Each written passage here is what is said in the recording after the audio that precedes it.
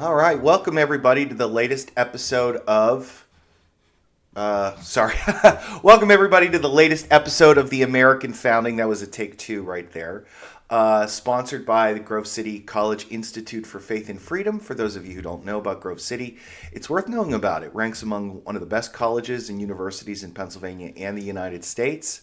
Fosters intellectual, moral, spiritual, and social development consistent with a Christian worldview, and it is one of the few schools that is truly independent because it takes no federal funding. So there you go. So tonight's episode I have entitled What's So Bad About the Articles of Confederation, which is a title that I thought was a great title, and maybe it is because I used it for my previous podcast when years ago Luke Thompson and I did a podcast called Constitutionally Speaking, and this is sort of a successor podcast to that. But I want to talk about it again because I sort of have, as it turns out, I have different views on the articles than I did when I originally wrote it or originally did that podcast. And I do think that there is something positive to say about the Articles of Confederation. They're an important step in understanding the development of the American founding because they were a failure, yet they were an instructive failure. And they weren't a failure that came out of nowhere. They were a failure that were built out of some serious ideas about how free government should be established. So it's worth digging into here. Because like I said, the Articles of Confederation get a bad rap. But they are built on a defensible political theory, which I'm going to try and explain. What was the logic of the Articles of Confederation? And they were also compatible with the mood of the United States in 1777 when they were proposed and eventually adopted. So before I get into the political theory, just a little historical background for you. The Articles of Confederation were the country's first system of government. It proposed a loose confederation, hence the phrase Articles of Confederation, with a single federal entity that was Congress. All power that existed in the national government flowed out of Congress, but the reality is that there wasn't very much power at all. Congress did not have the power to tax, it didn't have the power to regulate, it did not have the power to, well, there was no president and there were no courts, so it could pass laws, but it depended upon the state governments to enact those laws. It also, every state got one vote, and the delegates to the Confederation Congress were chosen by the state government. So it was really meant to be a government of governments. Very different than our own government today. But if you want a parallel to our own government today, you could probably look at the United States Senate. The Senate, at least before it was amended in the 13th Amendment, really reflects what the Articles of Confederation were. So you can imagine the Senate being the only national institution, and then also not direct elected by the people, but chosen by state legislatures, which was the way it was until 1913. So this is what the government was until it was replaced with the Constitution in 1789. So the Articles are in operation from 1777 till 1789, a little more than a decade. So what are we to make of these? Well, what I want to do is I want to go back to what I talked about last week, which was the idea of liberalism being a core value of the American founding. And in the week before, when I talked about republicanism or self-government, these are the two essential values or liberties of the American founding: liberalism and republicanism. This is what the War for Independence was meant to secure, because both of them had been under threat by the king. Both of them had been enjoyed prior to the troubles with the king, and so now, having gone to war with the king, we have to secure these values ourselves. So how do we do this? Right. This is the question that confronted Americans in the year 1776 and 1777. Now, they were not entirely without guidance. One of the problems they had was they weren't European, they were American. Most European political thinkers had been writing about politics to deal with the world of Europe, which was a world coming out of the Middle Ages. So, as we talked about a couple weeks ago, those who fight, those who pray, those who work, these sort of static orders of society that had been challenged during the Enlightenment era. Most European writers and thinkers had been writing, trying to deal with that. But there was some insight. Last week, for instance, I mentioned the French historian, sociologist, philosopher Montesquieu, who celebrated the English tradition of separating the executive, the legislative, and the judicial authority. So Montesquieu had some insight for the Americans in his book, The Spirit of the Laws. And frankly, it's a very popular book in America, among American intellectuals, The Spirit of the Laws, and for good reason. I mean, Montesquieu reinforced American priors, his argument that the separation of powers was the best way to safeguard liberty, in this case, really the liberty of the individual in a liberal sense. So the Americans were disposed to think about Montesquieu. And when thinking about how are we going to build a republic, what should a republic look like, which is what the Americans are building. A republic is a government of no king and a government where the citizens rule in some sort of fashion. Montesquieu had some insights on that as well. He argued that republics had to be small, geographically small, and they had to be virtuous. There had to be an emphasis on virtue within a republic. And he had good reasons for this. And remember, Montesquieu's a very smart guy. He's looking at the sweep of history. When he's thinking about republics, he's certainly thinking about the fall of Rome and the establishment of the Roman Republic, the high water mark of the Roman Republic. He's thinking about the Venetian Republic of the Renaissance. He's thinking about the rise and fall of the Florentine Republic from, the Renaissance as well. So when he says small and virtuous, he has a read of history that is informing that. So what is the reason? Well, so let's think about why should a republic be small. One of the reasons is that the danger that a republic faces is corruption of public officials. The people vote for somebody and then they seize power. I mean, this is sort of similar to what happened in Florence, although the history of Florence is very messy. But certainly the rise of the Medici family in the 1400s informs this. A small republic makes sure that the people can keep an eye on what the government is doing. And this speaks to one of the consistent themes that's going to come back again and again during this entire podcast, which is that geographical physical space matters. That is something that we in 2025 can take for granted because, you think about what we're doing right now. Now, I'm doing a podcast and Scott's producing it. We're in two separate places and you might be listening to it live. You might be listening to it later. But geographical space is not getting in between us. We're able to communicate. But geographical space mattered before the rise of the internet and certainly before the invention of the telephone and all the sorts of things that make communication easier that we take for granted, they don't really exist. This is not a period of combustible engines. This is a period of horses. So, and a good way to think about this as well, if you look at where many states have placed their capitals, state capitals tend to be in the center of the state, or at least roughly in the center. And a lot of that is because that's fair, because the state capital should be in the middle so everybody can get to it, everybody has equal access to it. Similar to Washington, D.C. If you think about the 13 original states, Washington, D.C. is in the middle because space mattered. Okay, so that's one reason for smallness. And when we think about virtue, the emphasis on virtue, particularly in the citizenry, was really important, Montesquieu argued, for a successful republic. Because citizen virtue was a way to escape the danger of mob rule, or the idea of the people voting not for the good of the entire community, but really to enrich themselves at the expense of their neighbors. So there has to be an emphasis on civic virtue. There has to be a willingness of people to sacrifice their own interests for the public good. And one of the ways you can particularly appreciate this as well is through the service in the military. Right? Service in the military was, until relatively recently, was due to obligations that you had to whoever your overlord is. Well, in a republic, if you're a citizen, you don't have an overlord. That's the whole purpose of a republic. So, how do you get people to serve in the military if there's danger at the door? Well, you need people to be willing to sacrifice their well-being for the good of the entire community. So, you need small and you need virtue. And this seemed to fit the American situation extremely well in 1776. The 13 states were small.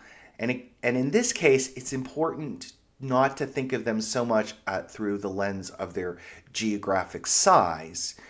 Like if we think about the Pennsylvania colony or the state of Pennsylvania in 1776, we really shouldn't think about what Pennsylvania looks like today, because really nobody, for all intents and purposes, nobody is living much farther than, say, I don't know, probably a few scattered settlements out around Harrisburg, but after that, very little. And Harrisburg didn't exist, right? So you need to think of them as in terms of their population density. There's this land that they claim, and then there's the land they actually occupy, and that's mostly along the coast. So, reasonably small and compact 13 units. Some larger than others. Certainly Virginia is larger than others, but for the most part, reasonably small and compact. Also, the Americans were virtuous, or at least they considered themselves to be virtuous. They believed, at least relative to Great Britain, that they had states that were not corrupt by, bribery and officialdom. Not really true. not really true, as we'll discover. And one of the reasons the Articles of Confederation failed. But of course, self-conception is important in situations like this, right? So it's not so significant that the Americans are virtuous, it's that they conceive of themselves as virtuous. And so they tend to think that the best way to secure their liberties is through the states, where the citizens can keep a careful eye on what's going on. And so we're talking about the Articles of Confederation because we're talking about the national founding, but the locus of governing activity was going to be in the states, and in 1776 there is a flurry of constitution writing across the 13 states. And these 13 state constitutions tend to look a lot alike, and they tend to sort of reflect these values of the value of virtue and keeping a careful eye on the government. There's a heavy emphasis on the legislative branch. Frequent elections. That's another emphasis, right? The importance of frequent elections is that the voters can keep a careful eye on their elected officials and boot them if they're doing a bad job. There are very weak executives. Now that also is a holdover from the bad experience with the lead up to the revolution, the royal governors, the king. So the idea here is weak executives, often picked by the legislative branch and often serving for very limited terms. Virginia is a great example of this. Thomas Jefferson and Patrick Henry were both governors during the Revolutionary War. They didn't have a lot of power. And in fact, the Virginia governor was further bound in by something that they called a privy council that was meant to advise him, but for all intents and purposes, the governor had to win their approval over before he could do things. So again, weak executive branches. And then another thing that really characterizes these early state constitutions are enumerated bills of rights. Again, probably the most classic example of that is the Virginia Declaration of Rights, which was penned by, I'm going to blank on his name, but the Virginia Declaration of Rights that George Mason penned the Virginia Declaration of Rights, and it's a really classic statement of the understanding of the limits of government and also the purpose of government. Okay, so the Americans have then a plan of action in terms of what their governments are going to look like. And this is not simply a matter of Montesquieu's political thought. It's also a combination of Montesquieu's political thought sort of jiving very well with their experiences. Montesquieu just seemed to fit. Montesquieu seemed to make a lot of sense to them. So Montesquieu argues that individual republics need to be small. But he goes on to argue from that is that if you're a well-designed republic that's small and you're virtuous, your primary threat isn't coming so much from within, but it's coming from foreign enemies. So, Montesquieu argues, what republics need to do is they need to bind themselves together with like-minded republics into a confederation, sort of a mutual defense, almost a kind of an elaborate, maybe sort of like NATO, actually, might be that maybe something similar to NATO. Probably not like the European Union. The European Union is pretty well integrated economically and in terms of regulation and things like this, right? So probably more like something like NATO, a defensive confederation. And again, this fits right into the American mindset. The Declaration of Independence doesn't just announce the separation of the 13 states from Great Britain. It announces the creation of a new entity, the United States. And the question we are sort of inclined today in 2025 to ask, well, how united are they going to be? But in a lot of respects, that's a function of our own understanding that we take back to the past. It's important to understand the mindset of the Americans at this point. Even in the word Americans is almost inapt. To call them Americans is, they're not American in the same sense that we are, where today we are bound economically and culturally and technologically and linguistically. Again, you think about this podcast and the way in which we are separated by vast differences, but we're able to communicate with each other. And, you can buy things online all across the country. You get it delivered to you, right? There's all sorts of ways in which we're bound together. Some of this existed, but a lot of it did not exist. Right? That practically speaking, when you think about the 13 states, up until that point in time, a state like Georgia would have more economic interaction with England than it would with Massachusetts or Connecticut. So, these regions are connected to each other and there's regional economic integration, but nationwide economic integration doesn't exist. In terms of culture, one of the things that, again, we take for granted today is all this sort of technology over the last 100 years, really the invention of radio, has created a homogenous culture, or at least created a homogenizing force in culture. Well, that doesn't really exist in the 1700s.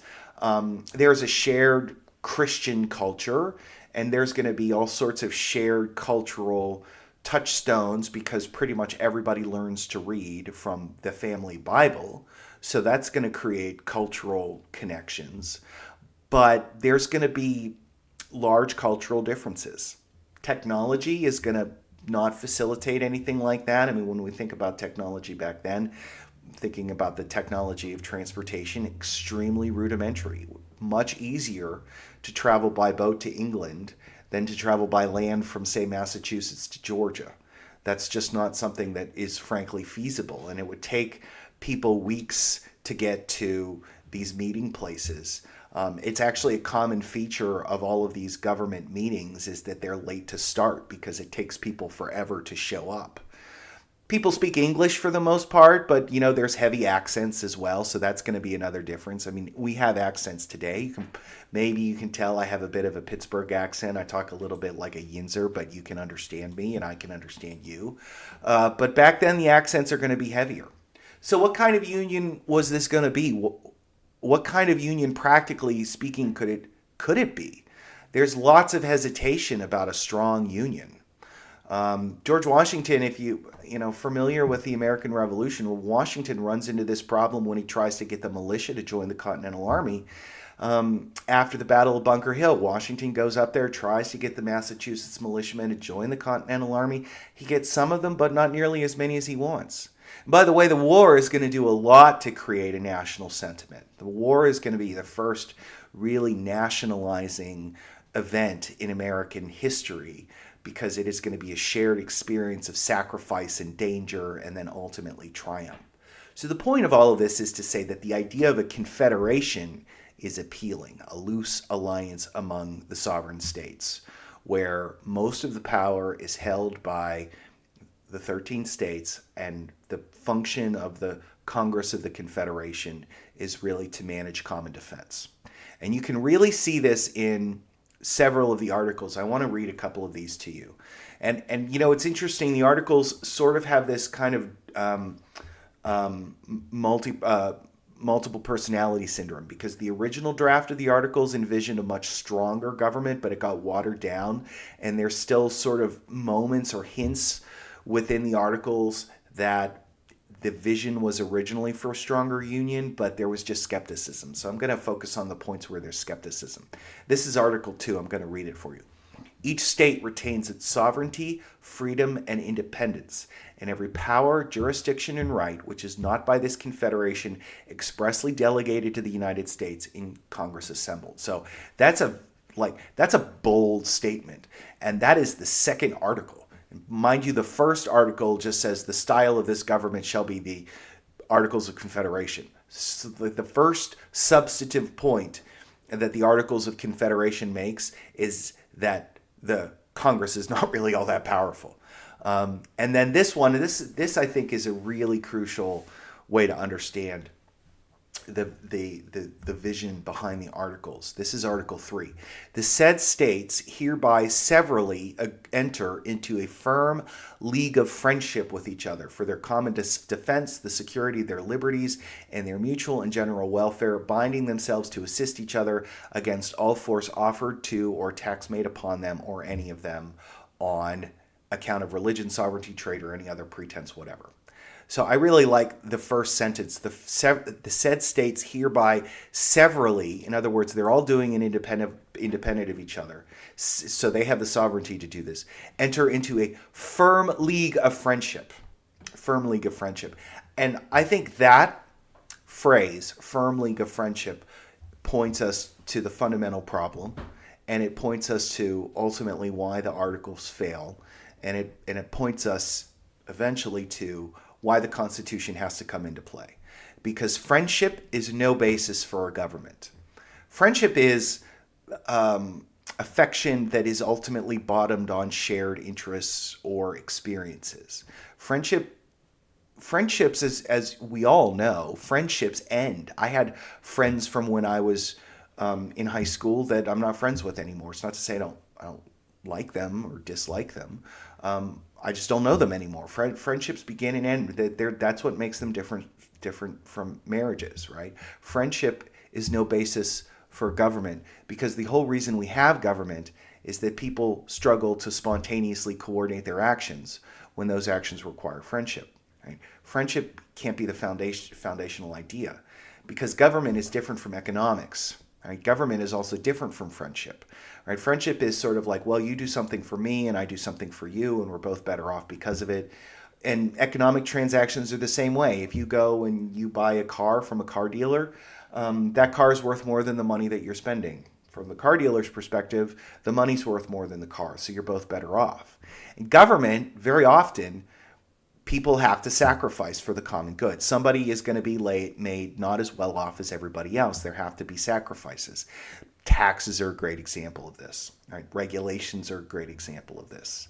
Right? Friendship is not a basis for this, because government ultimately has to possess the power to coerce. It has to possess the power to penalize. That is the essence of government. Government at its core is only a government if it possesses a monopoly on force. That's what the essence of government is, because government is needed to force people to do things that they would not otherwise do. That's the purpose of government.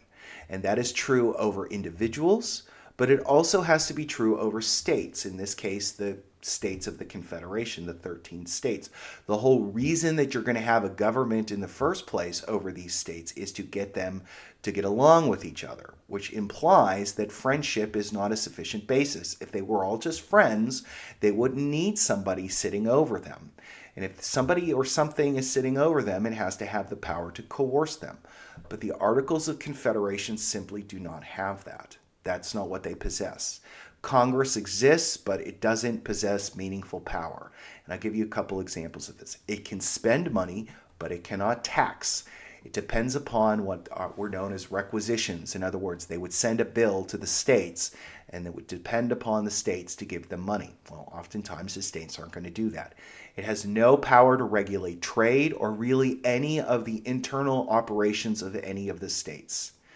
It has, and this is important to think about this, it can't regulate the internal operations of the states, but it does have the power to negotiate treaties, okay, which is good. So it's engaging with foreign nations. But one of the things that treaties have to do is they have to bind both parties to some shared set of behaviors. That's really, we'll do this and you do that. Okay, so Congress can enter into treaties.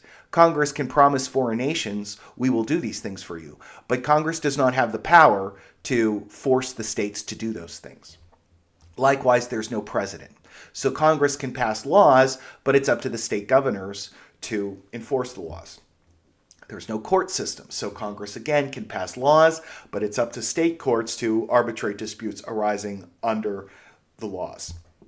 So the lack of a president and lack of courts is a general problem for all laws. You can't, if you don't have somebody to enforce the law, then you're not really making law. Right? If you don't have somebody who can decide what the law means in this circumstance, does it favor this guy or this guy, then you don't really have law.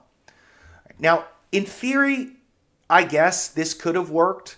The problem is that friendship, like I said, is not a basis for government.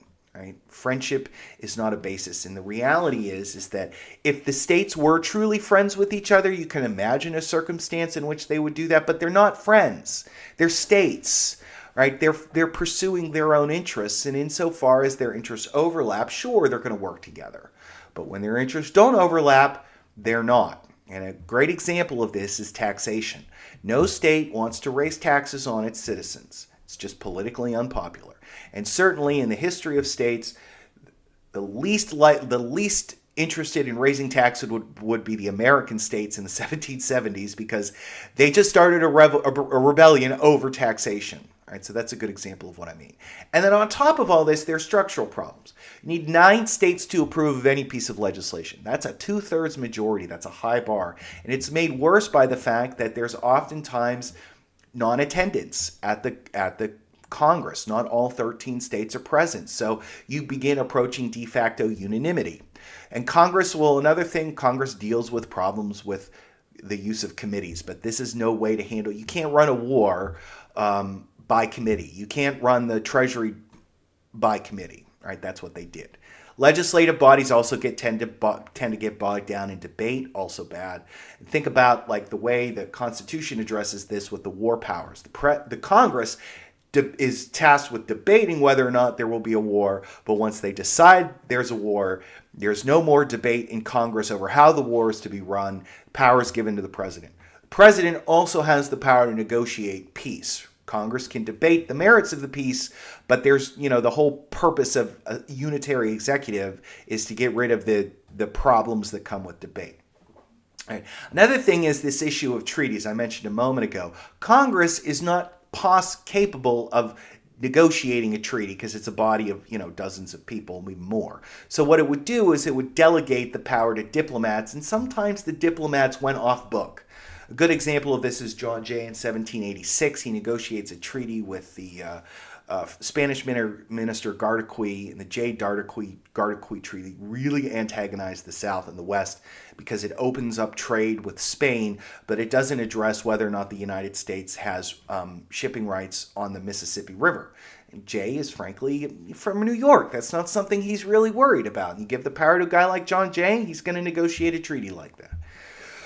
And, another thing, too, is the lack of real governing power in Congress means that the creme de la creme of the American political class doesn't want to serve there. You begin to see second-rate characters there. Right? Although sometimes you do get young up-and-comers like James Madison. He goes to Congress in 1780 when he's just 28 years old. That's a great boon for him, and we might look at that and think, well, that's a big honor. And sure it was, but frankly, they couldn't find anybody else to do the job, right?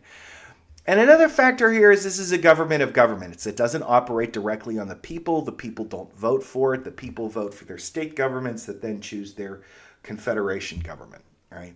So loyalty among the people is going to flow toward the states. And that matters a lot in any government, but it certainly matters in a democratic republic like what the Americans are hoping to build. When people think about the government that I get to participate in, they're not thinking about the Congress in Philadelphia. They're thinking about their state government.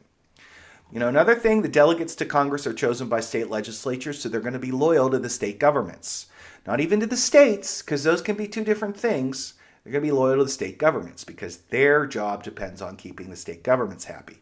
There's nobody in the Congress whose political interests are tied either to people of a distinct community like a state or the entire nation.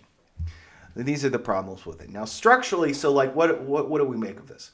It's built on solid theory, or at least for the time, it's built on solid theory. But the underlying problems of it were just too many. And should the Americans have been aware that these were going to be problems? Well, maybe. But, at the same time, history is, things in retrospect are always 20/20, right? In the rearview mirror, that's what they say. That's part of it as well, right? Like Montesquieu seems like he has a good idea. He's got some good ideas and good theories about how republics should be run. The Americans give it an honest go, and it ends up just being really problematic. Montesquieu's ideas were not as good as they had hoped, which is just, that's what happens. That's the difference between theory and experimentation. That's really sort of the way to envision what the Americans are up to. They have this theory from Montesquieu. They're going to give it a try. The experiment doesn't go very well.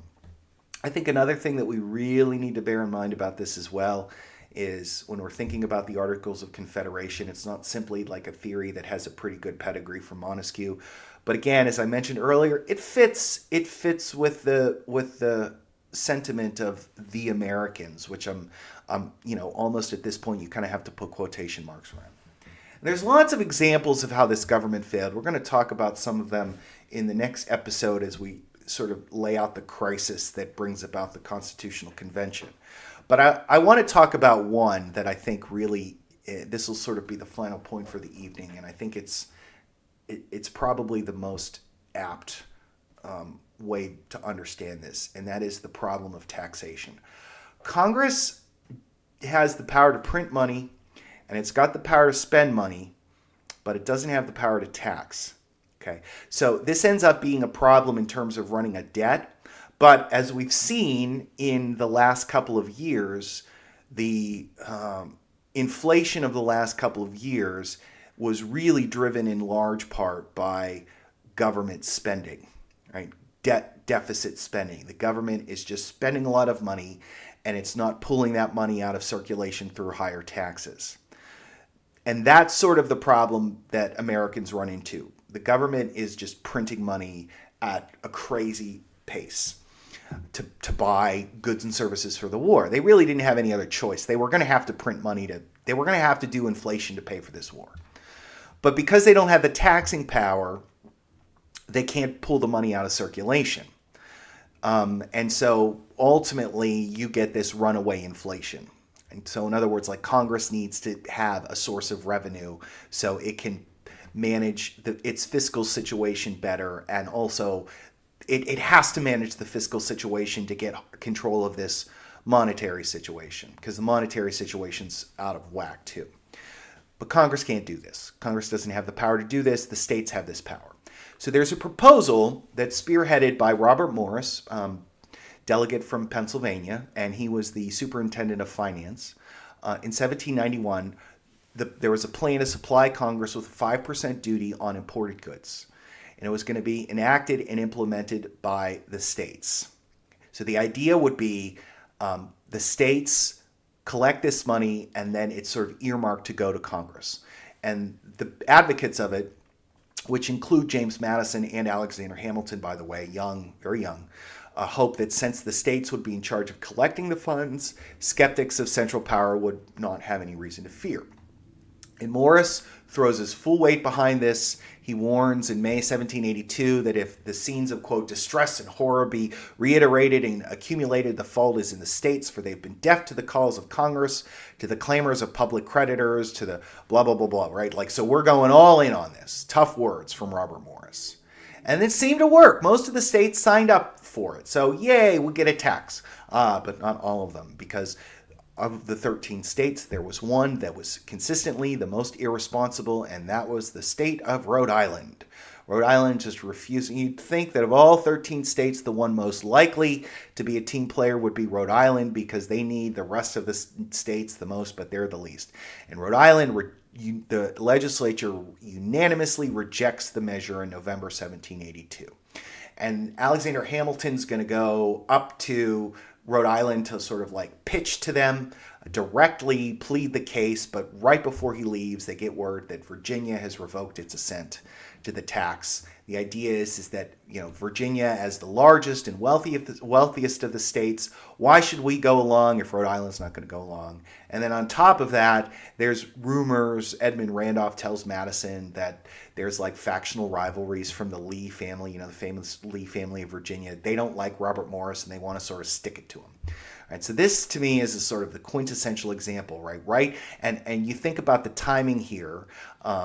This is like right when the war ends, and the war had not gone well, and there's war debts. They have to be paid, right?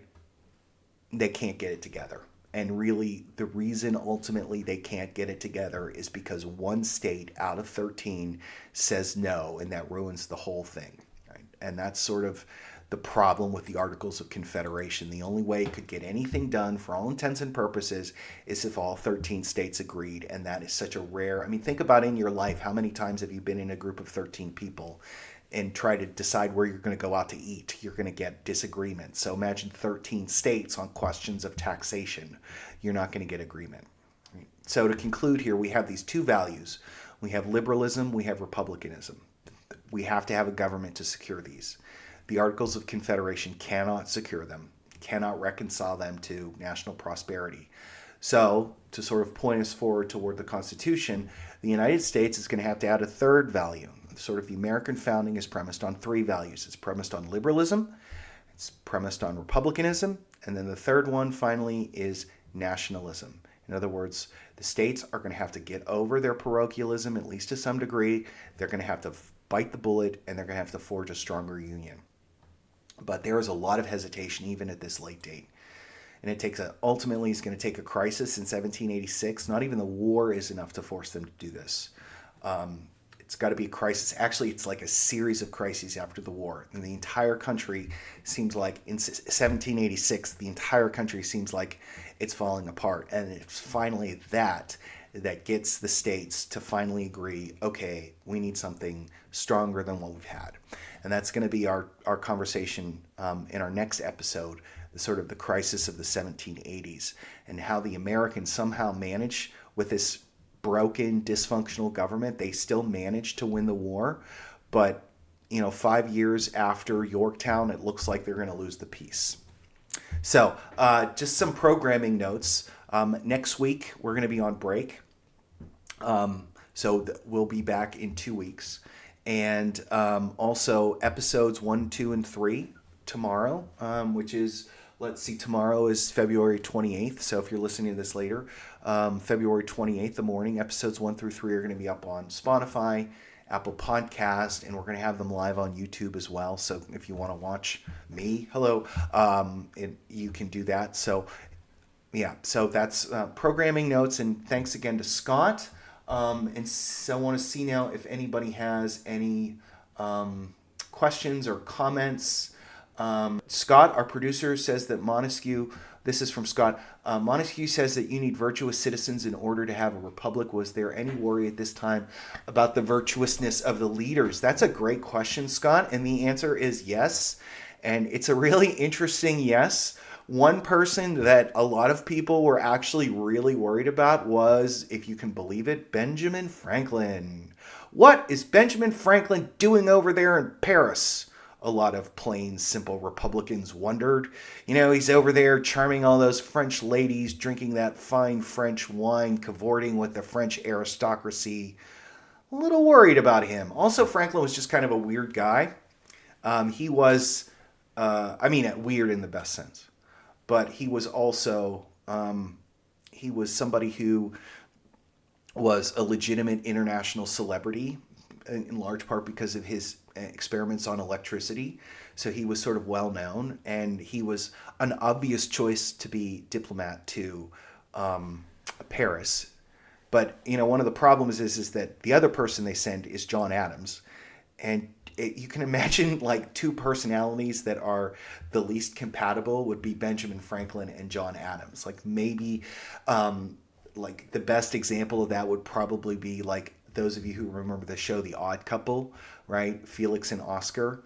that would be like Franklin and Adams. And Adams is writing letters home, sort of bad-mouthing Franklin, and there are all sorts of worries about that. Even young James Madison, young, like 25 years old James Madison is writing letters like, I don't really know about this Ben Franklin guy, which is really remarkable to think about nowadays, but that was a concern. So there was worry about that. So that's a good question.